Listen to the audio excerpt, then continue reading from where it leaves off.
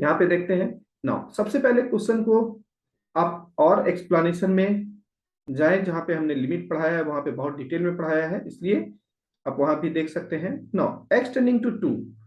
Now अगर हम 2 नीचे में सब्स्टिट्यूट करते हैं तो ये 0 हो जा रहा है, ऊपर में रखते हैं तो 2 2 जा 4 माइनस 4 इंटू 3 12, यहाँ पे 2 रखते हैं तो यहाँ पे ये भी 0/0 हो जा रहा है।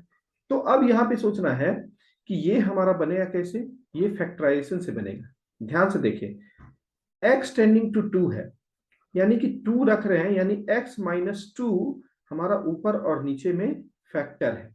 अगर हम x माइनस 2 को ऊपर और नीचे हम कट कर देंगे तो ऑटोमेटिक है, जिसके चलते 2 के चलते ये 0/0 फॉर्म में आ रहा है, उस पार्टिकुलर चीज को ही हम कट करना पड़ता है।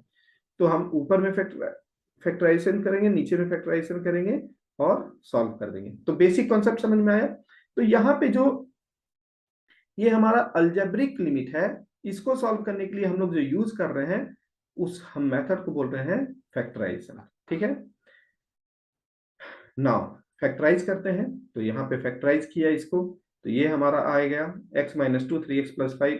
अब ये दोनों कट गया, अब ये दोनों हमारा कट गया तो ये बचा हमारा। अब ये क्या हो गया, डायरेक्ट सब्स्टिट्यूशन हो गया, क्योंकि इसके जो x टेंडिंग टू 2 था, जिसके चलते ये 0/0 हो रहा था, उसी को हमने कट कर दिया। अब यहाँ पे डायरेक्ट सब्स्टिट्यूट कर दिया, आंसर आ गया 11/4। तो हमें सिर्फ और सिर्फ इंपॉर्टेंट है कॉन्सेप्ट समझना कि लिमिट के क्वेश्चन को कौन से प्रोसेस को फॉलो हमें करना है। सेम टेक्निक ये है, यहाँ एक नंबर है और ये पूरा अलजेब्रिक है, तो अगर हम नीचे रखते हैं तो यहाँ पे भी पूरा 0/0 आएगा। यहाँ पे देखेंगे 2 into 3 square minus 5 into 3 minus 3, तो ये कितना हो जाएगा, 9 इंटू 2 18 माइनस 15 माइनस 3, तो ये हमारा 0 हो गया, यानी नीचे 0 और ऊपर 0। 3 का पावर 4 81 होता है, तो ये 0/0 है। अब अगर हमारा 0/0 है तो हमें खोजना क्या है, x minus 3। X tending to 3 है, 3 को इधर लाएं तो हमारा क्या है, x माइनस 3 हमारा, यही ऊपर और नीचे खोजना है बस। ठीक है, तो हम इसको भी फैक्टराइजेशन मेथड से बनाएंगे। जब हम इसको तोड़ेंगे तो ये वाला नीचे तो आराम से हमारा क्लियर है, x minus 3 2x plus 1 factorisation आता है। और इसको जब तोड़ते हैं तो हम लोग ऐसे तोड़ते हैं डायरेक्ट ऐसा। तो यहाँ पे क्या होगा, एक्स स्क्वायर प्लस 9, फिर एक्स स्क्वायर माइनस 9, और फिर इसको तोड़ेंगे तो ये हमारा x माइनस 3 एक्स प्लस 3 और एक्स स्क्वायर प्लस 9 होगा। अब यहाँ पे हमारा देखें x माइनस 3 एक्स माइनस 3, जिसके चलते ये 0/0 हो रहा था, हमने तो उसको कट कर दिया। करेक्ट, हमने उसको कट कर दिया, तो अब उसके बाद हमारा जो भी वैल्यू बचा, अब हम इसको कैलकुलेट कर लेंगे। क्लियर है ना।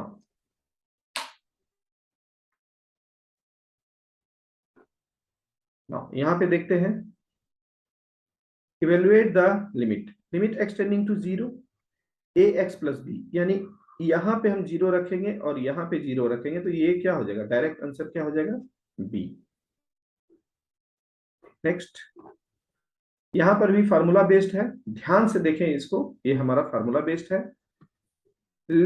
z टेंडिंग टू 1 है, तो z टेंडिंग टू 1 है, तो यहाँ पे आप ध्यान से देखेंगे तो z का पावर 1/3 है, z का पावर 1/3 माइनस 1, यानी कि 1 का पावर भी हम 1/3 लिख सकते हैं। करेक्ट, यहाँ पर भी 1/3। अब हमारे पास यहाँ पे अगर हम z माइनस 1 से डिवाइड कर दें और z का पावर 1/6 है, माइनस 1 का पावर 1/6 है, अब यहाँ पर भी अगर हम z माइनस 1 से डिवाइड कर दें तो ये क्या हो गया, हमारा पूरी तरह से फार्मूला हो गया, यानी कि ये हमारा एक लिमिट हो गया z टेंडिंग टू 1, और यहाँ पर भी हमारा हो गया लिमिट z टेंडिंग टू 1। ये फार्मूला हो गया nxn-1, यानी कि ये हमारा क्या हो गया, nx 1/3, यहाँ पे 1 है, और 1/3 माइनस 1, और यहाँ पे डिवाइड हो जाएगा 1/6, और ये हो जाएगा 1/6, 1 का पावर।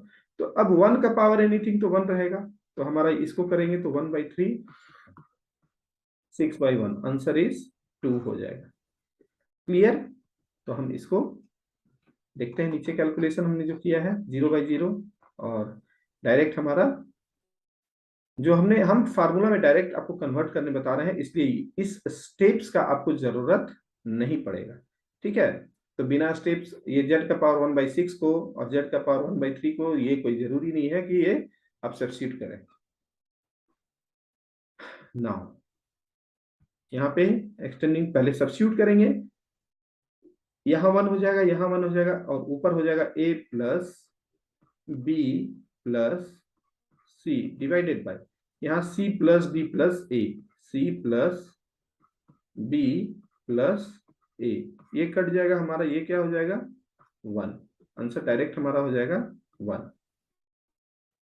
ठीक है, नाउ यहाँ पर भी x tending to -2, x tending to -2 है, तो यहाँ पे 1/-2, तो ये 0 हो रहा है और ये 0 हो रहा है, तो निश्चित है कि इसको सॉल्व करना पड़ेगा।